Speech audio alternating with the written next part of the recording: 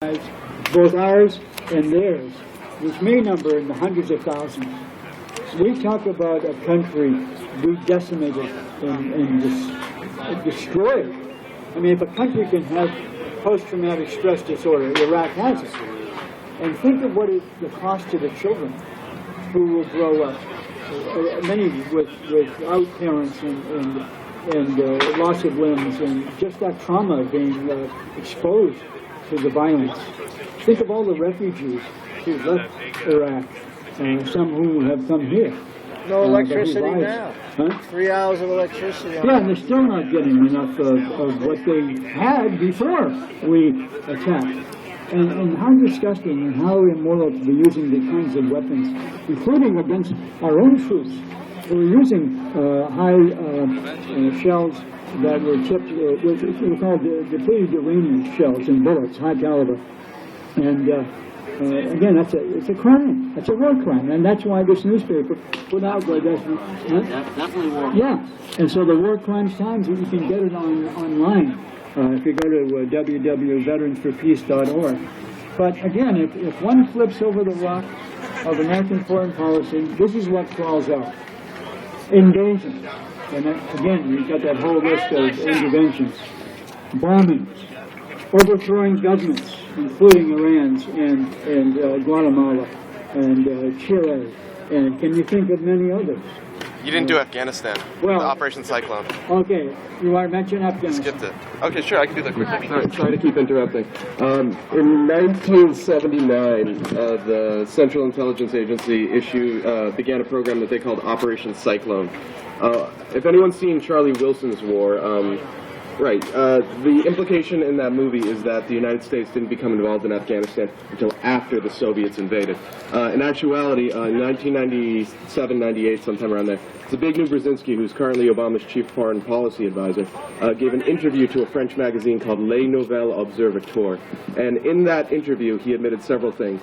The first thing, the most important thing in my mind, is that he admitted that the United States began funding what was called the Afghan Mujahideen, the radical networks, 6 months before the Russians invaded, so probably around July or August. They didn't invade until December 25th, 1979.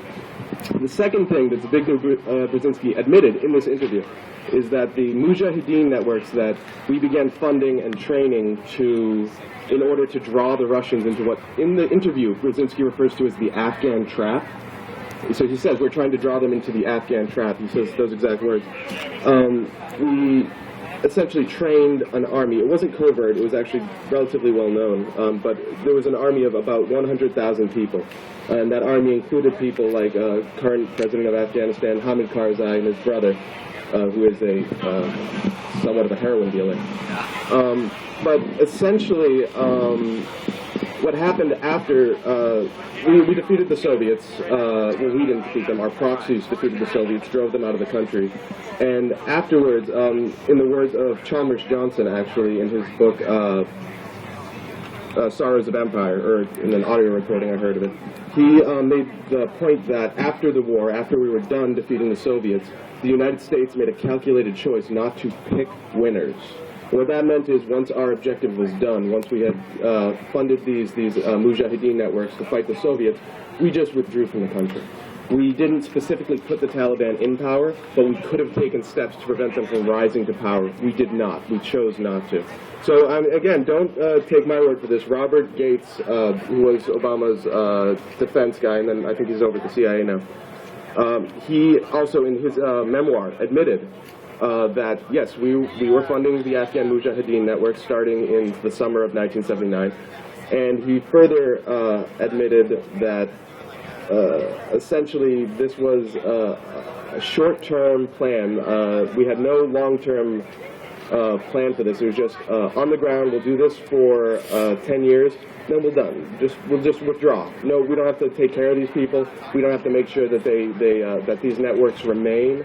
And so there's a lot of issues that we're dealing with in Afghanistan right now, like the Haqqani network, which is one of the primary, it's called Taliban, but it's not. It's sort of a Pakistani-Afghan militant network that is partially funded by heroin money.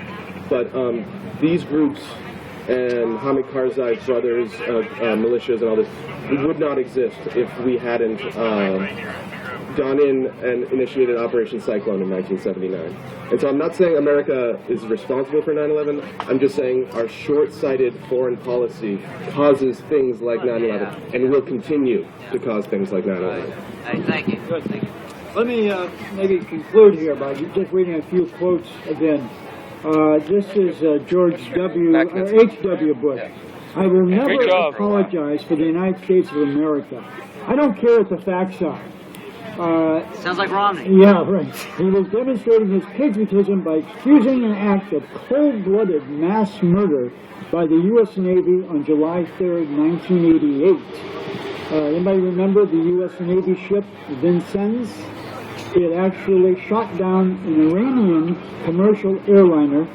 All 290 civilians were killed. This is an Iranian... Ronald Reagan decorated the commander of the Ronald Reagan decorated the commander.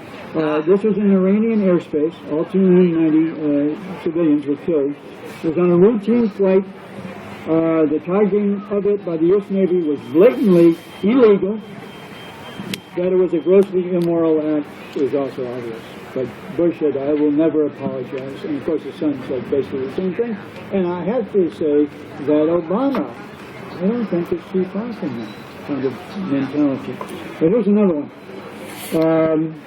This one's from a general here, William Looney. Okay, when you hear what he had to say. If they turn on the radars, we're going to blow up their goddamn SAMs, the surface-to-air missiles. They know we own their country. We own their airspace. We dictate the way they live and talk. And that's what's great about America right now. It's a good thing, especially when there's a lot of oil out there we need. What is this guy Looney talking about? Washington Post, August 30th, 1999. He's referring in reality to the brutal mass murder of hundreds of civilian Iraqi men, women, and children during 10,000 sorties or flights by American and British war criminals in the first 8 months of 1999.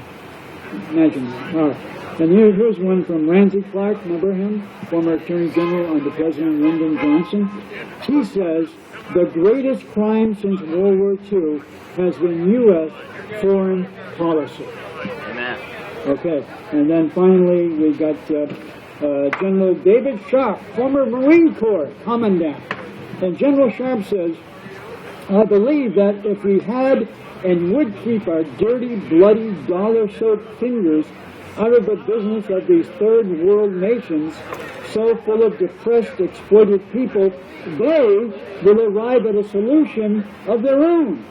And if, unfortunately, their revolution must be of the violent type because the have, the 1%, refuse to share with the have-nots, the 99%, by any peaceful method, at least what they get will be their own, and not the American style, which they don't want, and above all, don't want crammed down their throats by Americans. This is from a Marine Corps Commandant, General Sharp.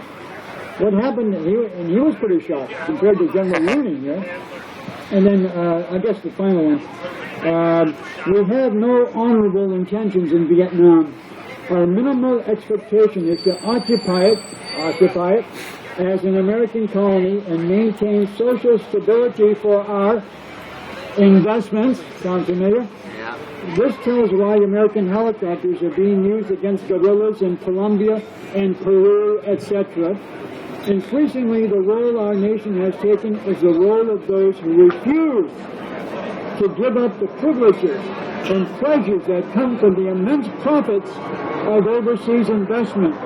This was given on April 4th, 1967 in New York City at Riverside Church by a Nobel Peace Prize winner who deserved it, unlike this last year, one before here, Nobel Peace Prize winner, Obama. That was said by, anybody knows who said the speech about overseas investments? Dr. Martin Luther King Jr. And sad to say, exactly 1 year to the day he delivered that speech, he was killed in Memphis, Tennessee on April 4th, 1968. Some question why, in terms of his challenge to the How convenient to the power structure. in this country.